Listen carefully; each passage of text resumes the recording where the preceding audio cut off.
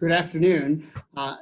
As the Mamaroneck Public Schools considers the work of planning, organizing, and the thought of reopening schools in September, we recognize that there's a level of uncertainty, and the many questions that parents, students, and educators have and seek to understand over the next few months. As we are about to launch into the planning process in partnership with Stanford University's Design Lab School, we thought that sharing a range of issues that will guide our planning process and setting a context for the work that lies ahead would be helpful to parents, our students, and our educators. Over the next 30 minutes, we will share multiple perspectives, including a member of the Board of Education, central administrative staff, principals, assistant principals, and in a perspective from the instructional technology coach. I'd like to thank certainly PT Council co-president Jackie Emmett for seeking parent questions and supporting our efforts to promote outreach, transparency, and inclusion as we begin the planning process. So without further ado, to kind of begin the roundtable panel discussion, I just want to introduce our participants. We have Ariana Cohn, a Board of Education trustee. We have Assistant Superintendent for Curriculum Instruction, Ms. Annie Ward. Mamaroneck High School Principal, Elizabeth Klain. Murray Avenue Elementary School Principal, Dr. Colleen Melnick. Hommock's Assistant Principal, Ms. Margaret Groninger. And I would say, last but not least, secondary level instructional technology coach, Mike Stemmer-Thomas. So thank you for participating and being a part of this discussion. I think we are committed to providing ongoing communication to the broader community to help them understand what to expect as we move closer to reimagining and designing school for September. So Jackie, I know that you have a list of questions that are on the minds of parents, so we appreciate the opportunity to kind of have a conversation today. Yes, so thank you so much to all of you for taking the time, to sort of talk through some of these questions. We sent, PT Council sent a form out across the district and invited parents to ask various questions about the planning process for the fall. And what we did is we got, a number of questions. So we tried to group them into categories of questions. And rather than go through a litany of questions today, we just thought we would sort of hit on those highlighted categories today and let all of you sort of weigh in on those topics. So thank you so much for everyone participating. And I think I'm going to start off with sort of a broad topic, which is the overall decision-making process. And the first one is really how much of the decision to open school in the fall is up to the district or the state? So thank you, Jackie. I guess I'll start off. Clearly, Governor Cuomo in recent weeks announced that schools would be closed for the remainder of the school year. And at the same time, through an executive order, he directed superintendents, the Commissioner of Education, to develop district-wide plans to reopen the schools in September. I believe that the district will be responsible for developing a plan or multiple plans to open in September as we anticipate the academic calendar. But ultimately, the authority to begin school again rests with the governor, the state Department of Health, and the Commissioner of Education.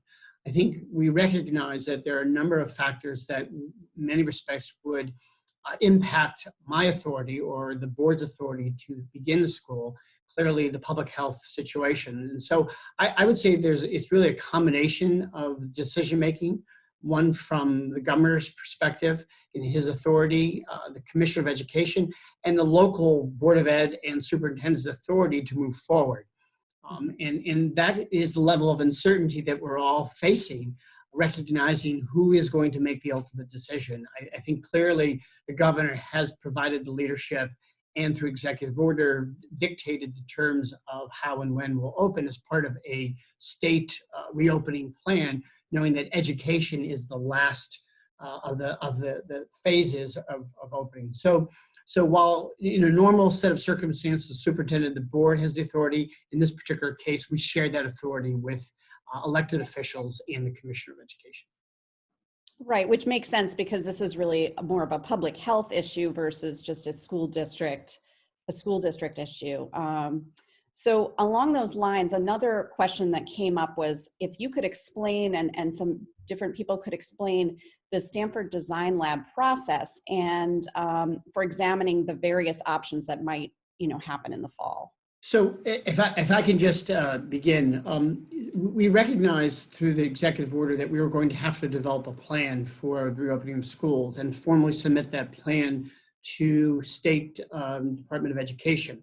As we're thinking about the enormity of that process and all the uncertainty and the unknowns, we sought a partner, a thought partner to help with what I would say, not only the planning, but really the thinking that goes into understanding what we may face collectively as a community, the challenges of our educators and parents and students. And so we had the opportunity to contact through awareness that the Design Lab at Stanford is working currently with schools across the globe for a similar process of planning to reopen schools. We had the opportunity to contact the design schools, and the timing was such that they are offering a protocol and a framework to help schools.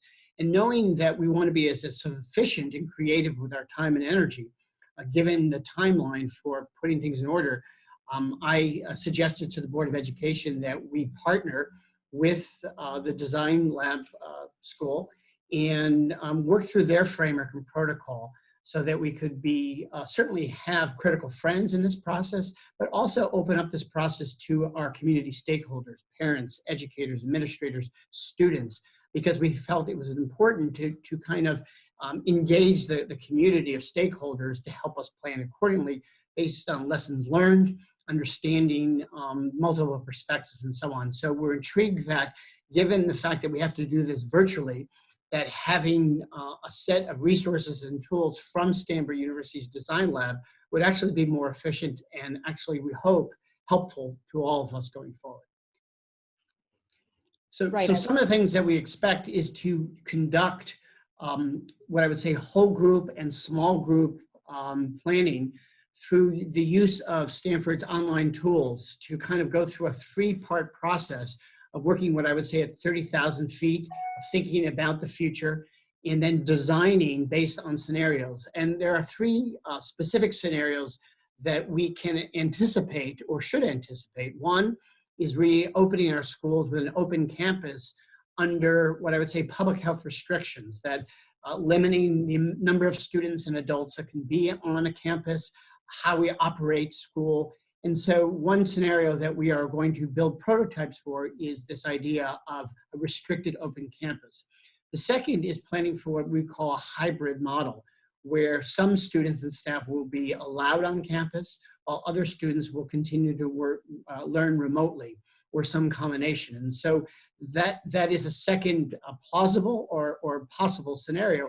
And the third is given the possibility of a prolonged public health crisis, is the extension of a remote learning environment. And so taking those three scenarios and working with the Stanford facilitators, we actually hope to engage a large group of 20 to 21 members of a working group of the elementary, middle, and high school representatives and kind of launch forward in this process under those three scenarios.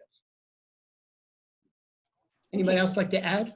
I'd like to build upon what Bob was just saying, Jackie, that within each of the committees, as we embark on this process, one of the things that we've learned already through the Stanford design model is that whatever plan or model that we design going forward, whether it is the restrictive open campus model, or if it's the hybrid model, or if it's the remote learning model, that we have to ask ourselves a couple of questions. And one of the questions is, how do we design a model that considers the well-being of students while also meeting their needs? But we also need to think about how these models meet the needs of families and faculty too. And as a leadership team, whatever we do as we move forward is we're going to make decisions as we usually make decisions as a leadership team in this district, in that we are constantly focusing on our own mission and our guiding principles. which of course include the idea that we want to provide students, all students in the district, opportunities that are relevant and rigorous and provide robust learning opportunities. But we also want to attend to the whole child, and we want to attend to an emphasis on the social and emotional well-being of children. I think we are all very cognizant that the social and emotional piece has been huge in the remote learning model, that we really need to focus on how do we welcome children back into school in September with a laser-like focus on really understanding how they're feeling and how they're doing. And so one of the most important facets of the Stanford model is that it's allowing us to think in a very divergent, out-of-the-box way about how to approach this, but grounding us also in those principles and in our own mission.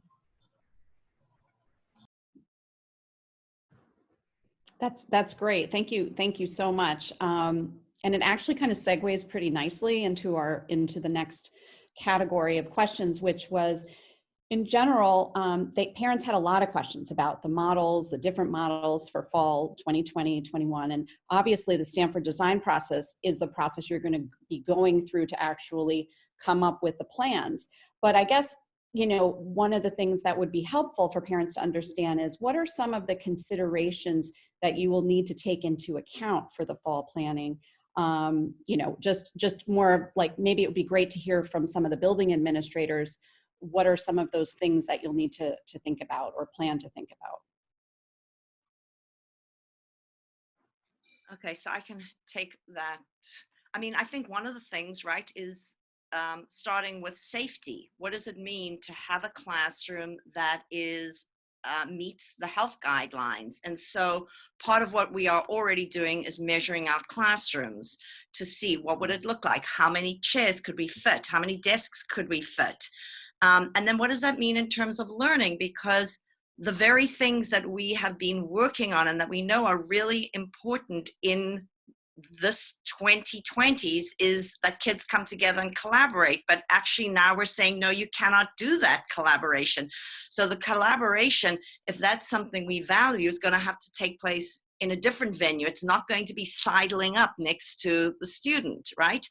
And even so obviously, first and foremost is going to be safety, is going to be what we're considering. And then what do we value in terms of the curriculum that we are that we're teaching? What does that look like in a physics classroom? Are we going to be able to do labs? If we can't do labs, then what?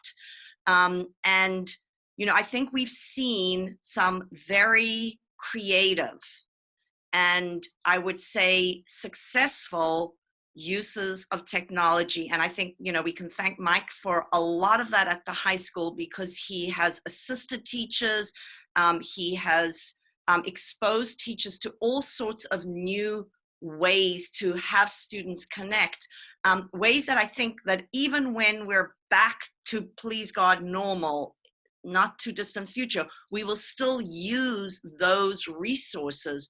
But in the meantime, I think part of what we need to look at is, and I think one of the things we are doing is reaching out to our faculty in the next week or so to find out what has worked well and then what has been problematic. And we're going to do the same sort of thing with kids as well. So we're already putting together a group that is going to help us over the summer think about where there have been areas of success and where we need to grow. I mean, that's obviously a big part of this, is what we can be doing better. And I think, the term considerations is important, because for everything we consider in terms of building a model for whatever September is going to look like, we need to consider all of these questions. Huge questions like what does collaboration and learning look like, as Liz said, and then questions like, what does lunchtime look like at Homics? 450 students in a lunchroom is not going to be tenable under pretty much under any model in September, October, and moving forward. So we're thinking about the very small, the very technical, and the very large. So we're thinking about, what is traffic flow? What do lockers look like? All of those things. But more importantly, how do we welcome sixth graders into a new community? How do we welcome kindergartners at the elementary level, ninth graders at the high school?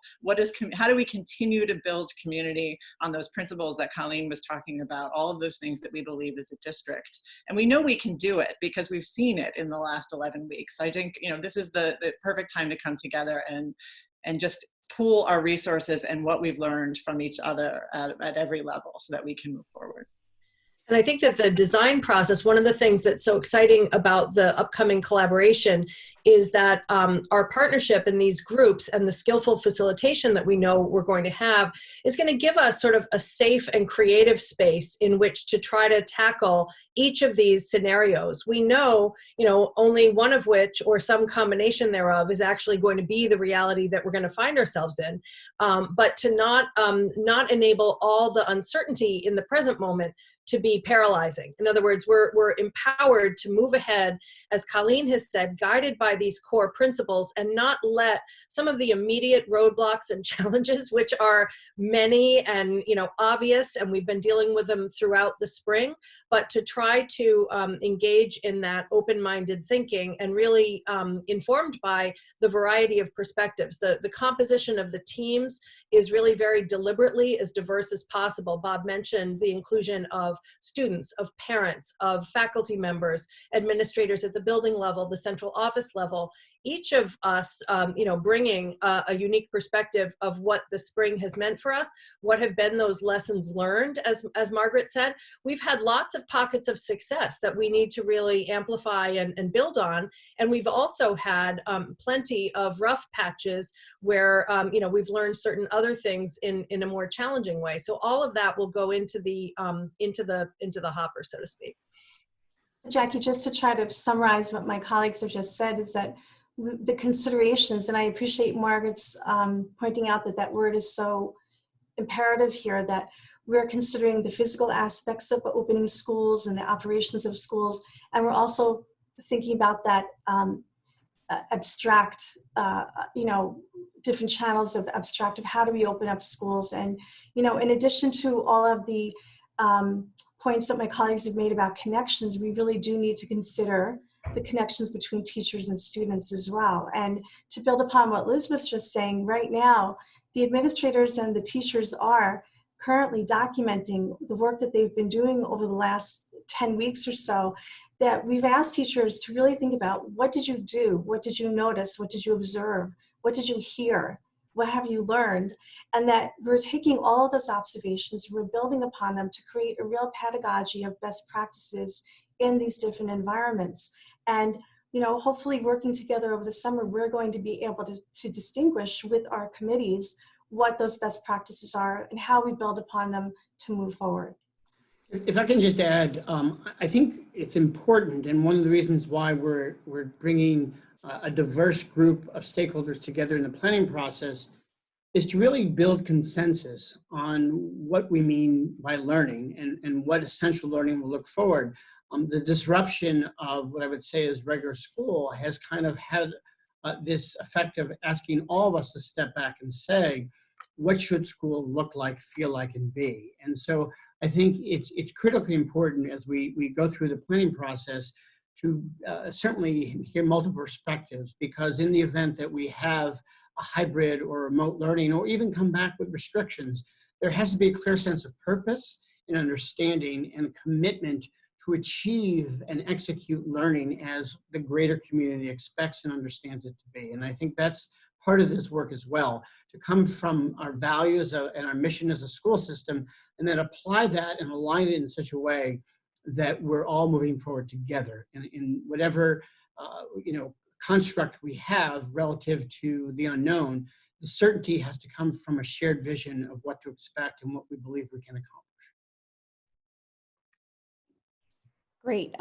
Thank you guys so much. That was really, really helpful. And I wanted to just also bring in Ariana and Mike into the discussion. Ariana, I was wondering, from the board's perspective, what, how is the board involved in the fall planning and, sort of the thinking that goes into this? So as a board, we're involved at every level. Bob's excellent about sort of looping us in and sort of at each stage. I am going to be representing the board as we work with Stanford because we can't all participate just as the whole community can't participate. So I sort of get to represent in that light, which is exciting. I think we are here. Look, I'm here as a board member. I'm here as a parent about to be in two, as an elementary parent, as a Homics parent. And as a board member, I think we are watching, all elements. Obviously, we are dealing with our budget right now. We are paying attention, we are seeing sort of what's working, what's not working. We're hearing from the community. We want to be hearing from the community. And I feel really grateful to be working with this team, because while we sort of at the top line hear the challenges, I also get to hear from all of these incredible administrators and building leaders about what the actual work on the ground is. And I think as the community begins, through this and through all these other channels, to hear all of the deliberate thought that's going into every step along the way, I think that hopefully everyone will feel they can take a bit of a breath. I think because this has been such a leap from everything conventional that we knew education to be, we've all, the anxiety has risen for everybody. And so I think if we can all take a breath and know that we had no time to do the kind of planning that Mamaroneck has always done so beautifully, we just did. And our leaders did a phenomenal job just doing, and the board sort of was along for the ride on that journey. But I think right now, I think the important thing is to realize that everyone is taking stock. And now we do have a beat with summer coming to sort of rethink and do all the things that we've historically done so beautifully as a district, and maybe in a new way. Maybe, it will always, obviously it will look different than it did last year for so many reasons, whatever model we end up with. But I think knowing that we have all of these minds really making those deliberate choices, and then we're being brought along with them. That's great. And Mike, just to sort of, for you to sort of echo in your feedback on what you've seen sort of from the teaching technology coach standpoint, anything you'd like to add on that? Sure. First and foremost, I think it's important to stop and celebrate, even just for a moment, how wonderful of a job our faculty has actually done. I know the analogy is overused at this point, but they really have been learning to fly well midair at this point. The act of teaching remotely is an entirely different beast to teaching face-to-face, and I think we've all seen that on the ground every single day. And I personally am really proud of the teachers and the work that I've seen them doing on the secondary level, at least, where I've been working most closely.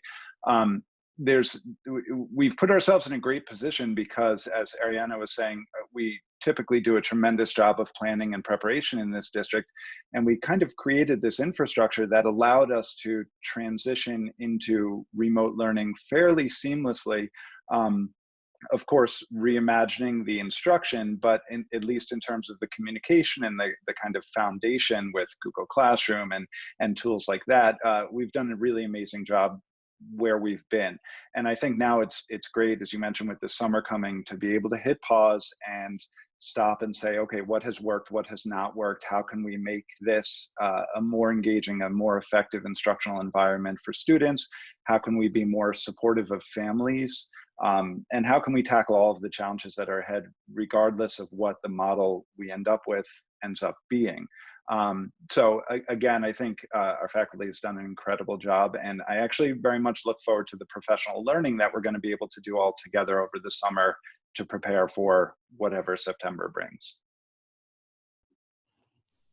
Thanks so much. That's really helpful to sort of hear from that perspective as well. And this other sort of big topic, which I think some of you've already touched on, is the safety elements. There was definitely some concerns from some parents, just, of what are some of those safety things that you might be considering to put in place in terms of social distancing and the challenges that might, have.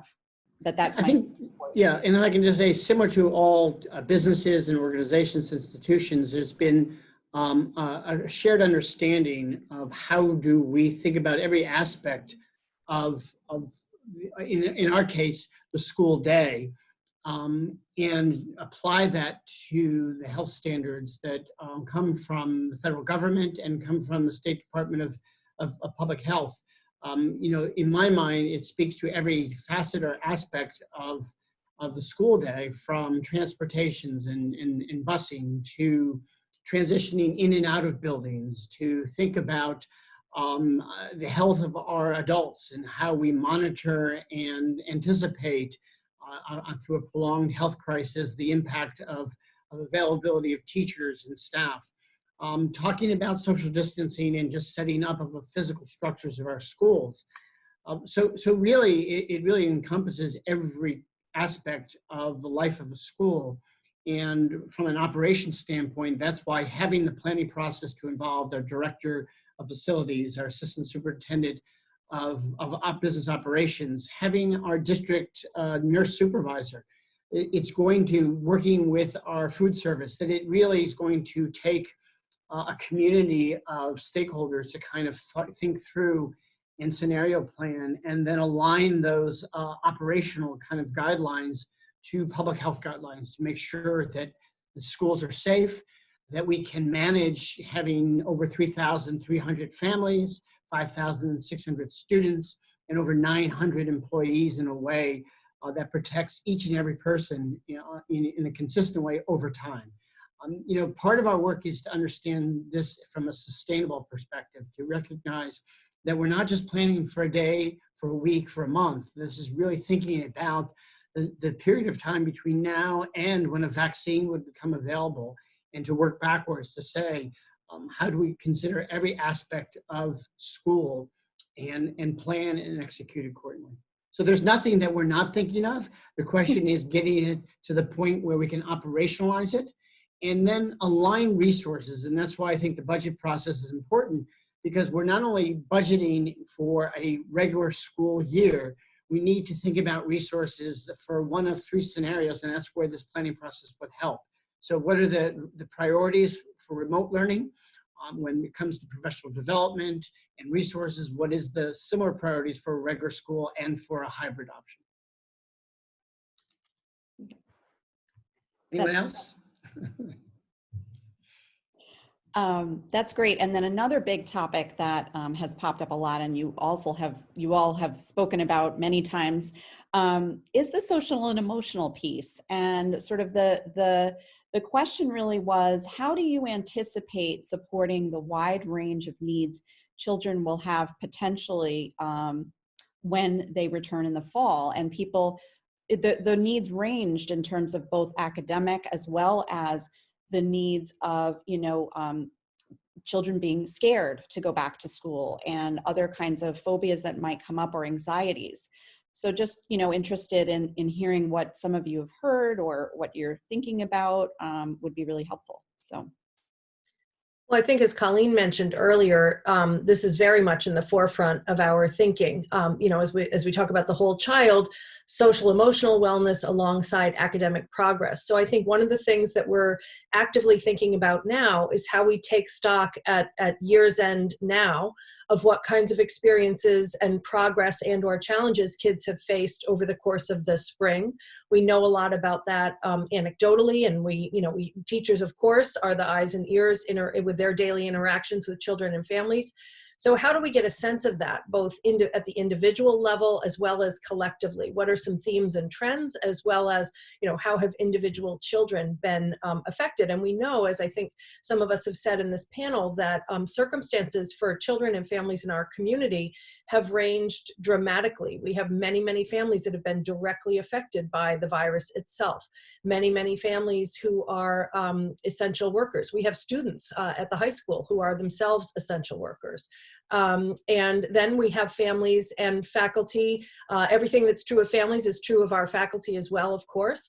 And then we have, families with first responders, families that have been facing the economic devastation. So all of that, how do we assess it and not let that become overwhelming, but have that, inform our thinking moving forward? And then what does our intake process look like if and when, if whatever format we're returning to school in September, as we form new affiliations between faculty and children? How do we take stock of where they are? We've all been saying that mantra of this is our work as teachers, as we meet children where they are and we welcome them with open arms and we move forward. But, what does that look like operationally? And what does that look like if we're doing that in person, but in a socially distanced way? And what does that look like if we're doing that remotely? We have been learning some about that at the particularly I'm thinking at the middle school level, where we've had a quarterly shift, and we've had that experience of teachers forming new connections with children in the fourth quarter of the year. So again, we can learn from much of what's happened. And it looks very different. You know, when we even think about children wearing masks or children being socially distanced, and what that means to a 4 or 5 or 6-year-old as opposed to a 14 or a 15 or a 16-year-old.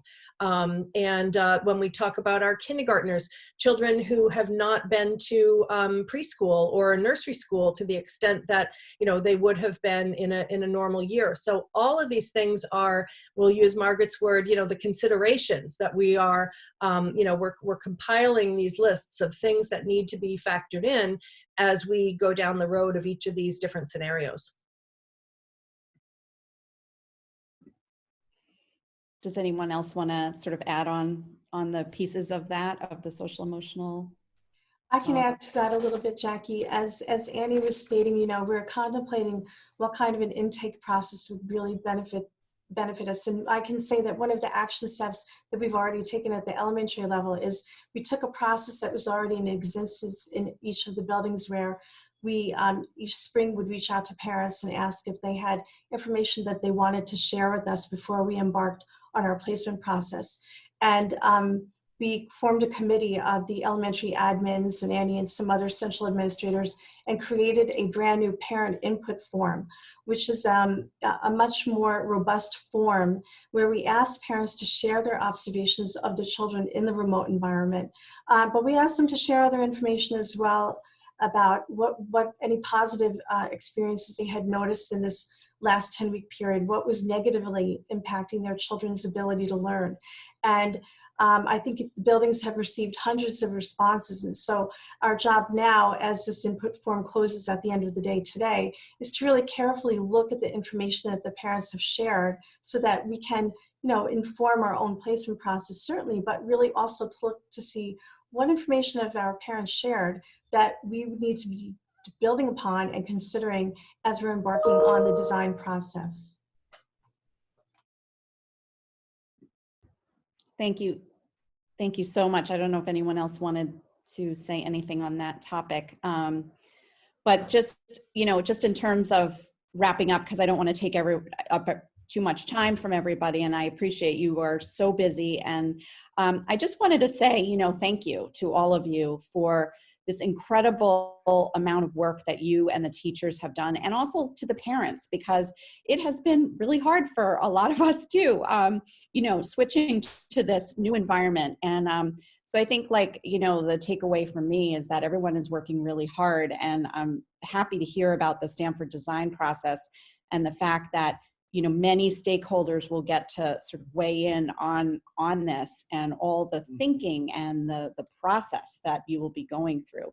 And Jackie, if I could just say, as we conclude, that we had overwhelming response by parents to participate in the Stanford planning process. And we recognize that there's only a limited number of individuals who can directly participate, but we are committed to seeking feedback and engaging parents on several levels. First, I think it's important, as we think of lessons learned, as you alluded to, the challenge that parents faced in this last 11, 12-week time period, is to seek feedback from parents about the learning experience, to understand the challenges that may continue as we move forward into September from their vantage point. And that's why we are looking for, in the Stanford process, to have a range of divergent experiences. So parents who are two families that have both parents working, and the challenges of what a remote learning experience would be like under those conditions. Families that have what I would say the normal issues and challenges, and how this shift to remote learning has directly impacted them. So seeking parent feedback on one level over the next several weeks is important overall. And then turnkeying the experience of the working group in the planning process to really engage a larger group of parents, teachers, students, will be equally valuable and important to us as we work to develop prototypes and designs for the fall. So I think my concluding message is having a sense of transparency, ongoing communication, but involvement by a greater number of people is critical to our success, and therefore that's really going to be a parallel process as we move ahead in the next several weeks. And just to dovetail on that, I was just going to say too, I think while visibility looks different than it once did, I think hopefully people are seeing that we are still visible. I think it just isn't on the recess yard or in the ways that we all became accustomed to being visible. And I think the message, the overarching message that I hear and also want to share is that we want to hear from parents, and we are hearing from parents, and we are taking all of it into account, and that there is so much thought going on at every single level, both granularly and globally, into how to do this even better. And that's always the case, but I think going back to the idea of sort of visibility, it's just, I think that we are now accustomed to doing this behind a screen instead of in person in the way that we look forward to getting back to at some point. But so yeah, I just wanted to sort of make that clear as we embark on this next step as well. And just one last thing from a PTA perspective, I just hope you all know that we are all there for you to support you. And, you know, we have PTAs at every building and SEPTA, and, you know, sort of we coordinate at the PT Council level, and anything you need from us that we can help with, you know, we're always happy to collaborate with you. So. Thank you. And we appreciate the opportunity just to share our perspectives and to begin a process of communicating to families about what to expect in the weeks, months ahead as we look forward to reopening our schools. We hope to take that energy and excitement and apply it in a way that our community will be proud, and really add an air of excitement around the next step as we move forward. So thank you. Thank you. To be continued. Yes. Thank you all. Thank you to LMC-TV as well for helping us share our thoughts and sharing this with the community in the coming days and weeks. So take care, everybody. Thank you. Thank you. Bye.